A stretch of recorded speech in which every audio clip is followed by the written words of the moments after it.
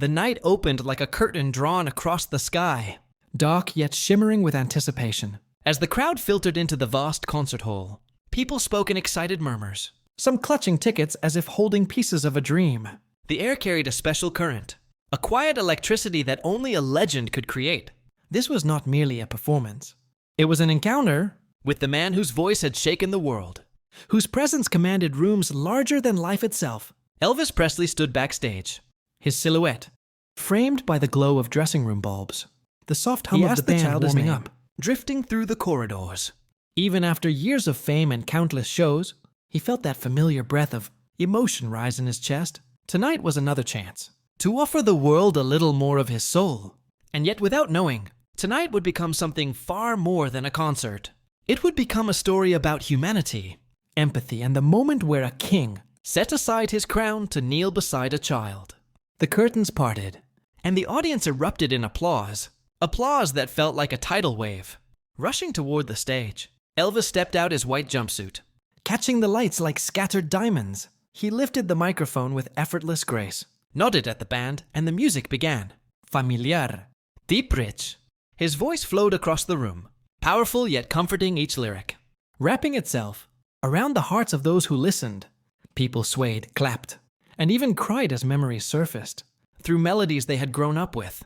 The atmosphere was vibrant, seamless, beautifully alive. But beneath the harmony of instruments and voices, another sound began to emerge.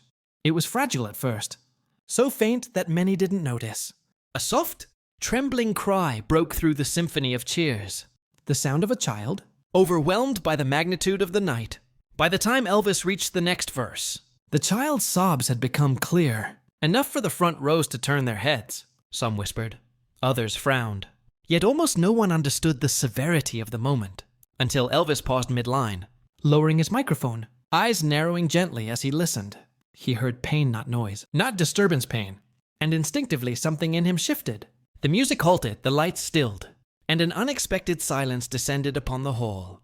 Thousands of eyes followed his gaze toward a small boy, no older than 4, cradled close to his mother's chest. The child's tiny shoulders shook, tears streaming down a face scrunched in fear. The mother whispered apologies to everyone around her, trying to shush him, trying to disappear behind the weight of embarrassment. But Elvis stepped forward toward the edge of the stage, with the kind of calm that spread through the room, like a warm breeze. He signaled the band to stay still. He motioned for security to stand down. Then, without hesitation, he climbed down from the stage, his boots thudding softly against the floor. As he approached the frightened child, the crowd gasped in disbelief. Here was the most famous performer in the world, pausing an entire concert, not for technical issues, not for theatrics, but for a child, whose tears echoed louder than any guitar. As Elvis walked closer, the lighting softened around him, as if the moment itself demanded tenderness. He crouched down beside the little boy, lowering himself until he was eye level with him. The noise of the world seemed to fade. Voice gentle, almost whisper, like as though speaking to a fragile memory. The boy clutched a small blue toy truck, knuckles white from fear. Elvis smiled, told him the truck looked strong and brave, just like he hoped the boy would soon feel. The child's sobs began to slow, his breath steadier now, under the calming presence of someone he didn't know, but instinctively trusted. Elvis spoke softly, reminding him that big rooms could be scary, that loud music could be overwhelming, but that he was safe. And in that moment, a global superstar transformed into nothing more, and nothing less than a human being, offering comfort. The crowd watched in complete stillness. Many wiped their eyes, moved by a purity rarely witnessed. In a world driven by performance and perfection, Elvis ruffled the boy's hair, handed him back the toy truck, and looked at the mother with reassuring warmth, telling her that there was nothing to be embarrassed about. He returned to the stage, but the atmosphere had changed entirely. Something invisible had shifted. A connection deeper than music now tied the audience together. Elvis took the microphone again and dedicated the next song to the young boy, saying softly that every person in the room, no matter their age, deserved to feel seen, heard, and protected. And when he began to sing, the crowd listened not just to a musician, but to a man whose heart had just written a memory no one would ever forget. Years later, footage of this moment resurfaced online. It circulated across platforms, collecting millions of views. reawakening emotions in people who had long forgotten. The warmth of genuine compassion. Among those who encountered the video was Simon Cowell, renowned for his sharp critiques and unwavering standards on America's Got Talent. When he clicked on the clip, he expected a simple vintage performance.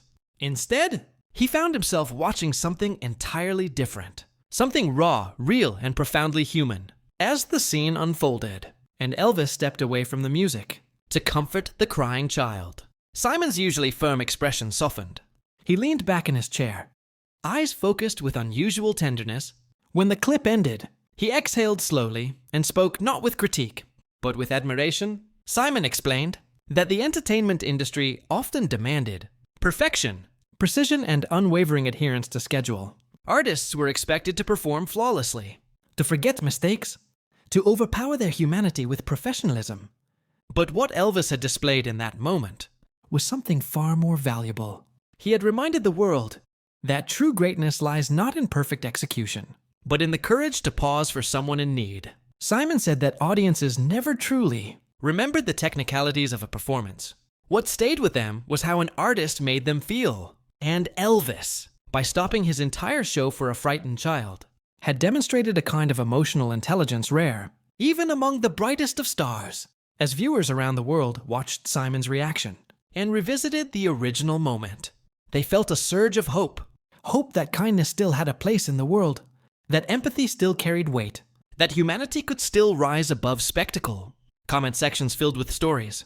Parents recalling the first time their children faced overwhelming moments. Fans sharing memories of celebrities who had touched their lives with small gestures. Strangers confessing how this simple interaction rekindled something soft within them. The story of Elvis and the crying child became more than just a viral clip. It became a testament to the quiet power of compassion, a reminder that even the loudest rooms could fall silent in the presence of genuine care. Today, when people revisit this story, whether through old footage or Simon's emotional reaction, they are reminded of a truth too often forgotten. That kindness freely offered and unfurled is the most enduring form of greatness. Elvis showed the world that night that a legend is not defined solely by their talent, but by their willingness to kneel beside someone who is hurting.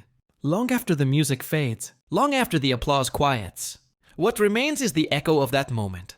A moment where a king paused his kingdom for the sake of a single child, teaching generations that compassion is never an interruption. It is the true performance that lives forever.